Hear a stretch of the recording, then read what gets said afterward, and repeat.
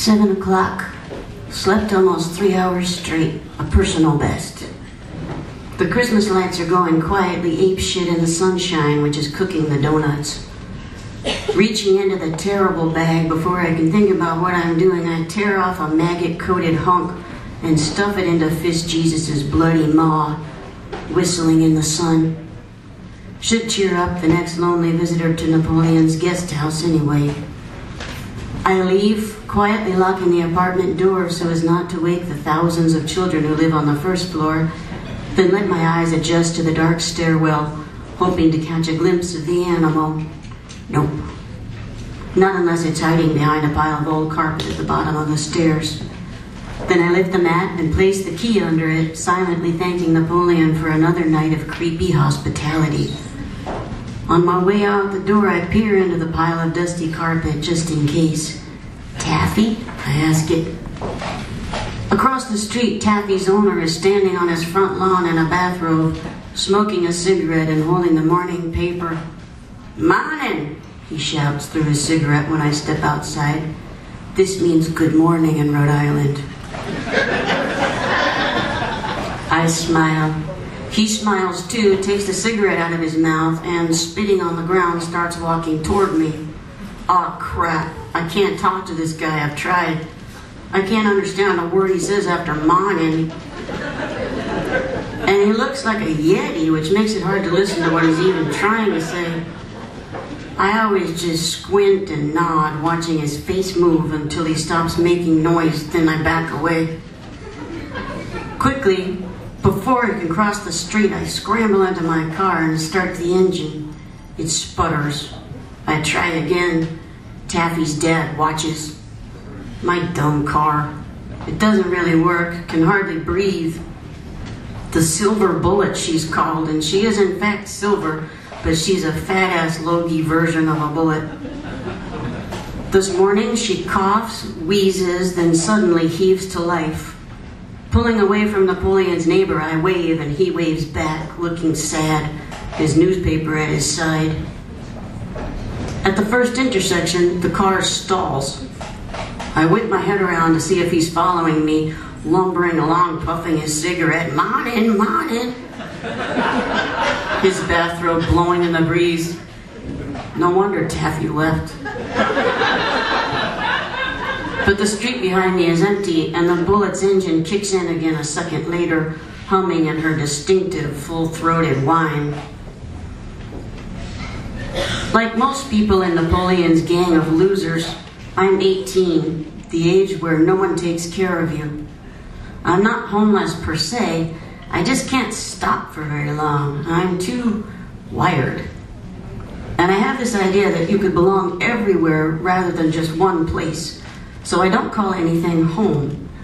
Don't know what I'd do there if I did. I just get antsy and want to leave again.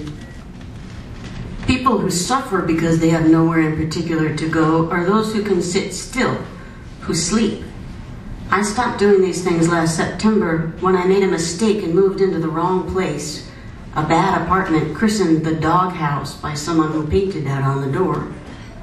The doghouse was the last place I played music on purpose, of my own volition. I innocently stepped through the door of the doghouse and put my stuff down because I thought that if I lived alone for a while, music might speak to me, tell me its secrets. Music spoke all right. It yelled. And as it turns out, it has no secrets. If you ask music a question, it answers and then just keeps talking louder and louder, never shuts up. Music yelled so loud and so much in the doghouse, I can still hear it. I was used to sound tapping me on the shoulder and singing into my ear. I've heard music that no one else hears since I got hit by a car a couple of years ago and sustained a double concussion.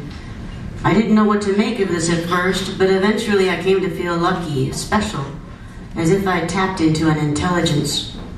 Songs played of their own accord, making themselves up.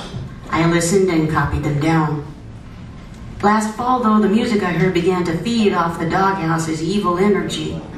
Songs no longer tapped me on the shoulder, they slugged me in the jaw. Instead of singing to me, they screamed, burrowing into my brain as electricity. I got zapped so bad in that apartment, I don't think I'll ever rest again. In the doghouse, sleep stopped coming, days stopped ending. Now sleep doesn't come and days don't end. Sleeping pills slow my thinking, but they can't shut down my red-hot brain. If I do manage to drop off, wild dreams wake me up. So I'm different now. My thinking is liquid and quick. I can function at all hours. My songs are different too, and when I play them, I become them.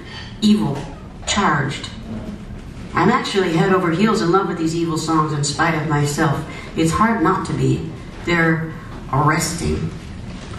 Before I disappeared into the doghouse, the songs I heard were not devils. They were floaty angels, gentle and meandering.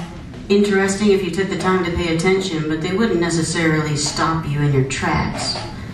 Now the songs I bring to my band are essential, bursting, harsh black and white sketches that my bandmates color in with their own personal noise. These songs grab your face and shout at it. Do you want your face grabbed and shouted at? Probably not. At the very least, it's irritating. But now that it's happened to me, I know that music is as close to religion as I'll ever get. It's a spiritually and biologically sound endeavor. It's healthy. Some music is healthy anyway. I know a lot of bands who are candy or beer, fun and bad for you in a way that makes you feel good for a minute. My band is spinach, I guess. We're ragged and bitter and nobody likes us very much. But I swear to God, we're good for you.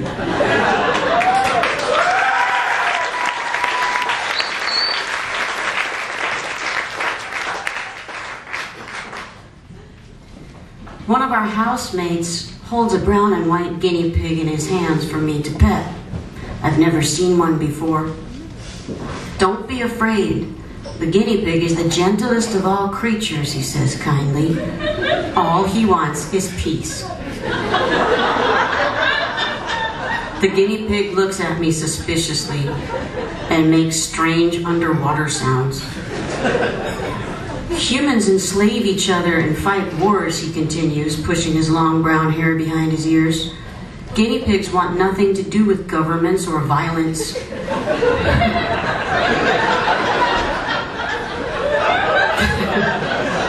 There are brothers in peace.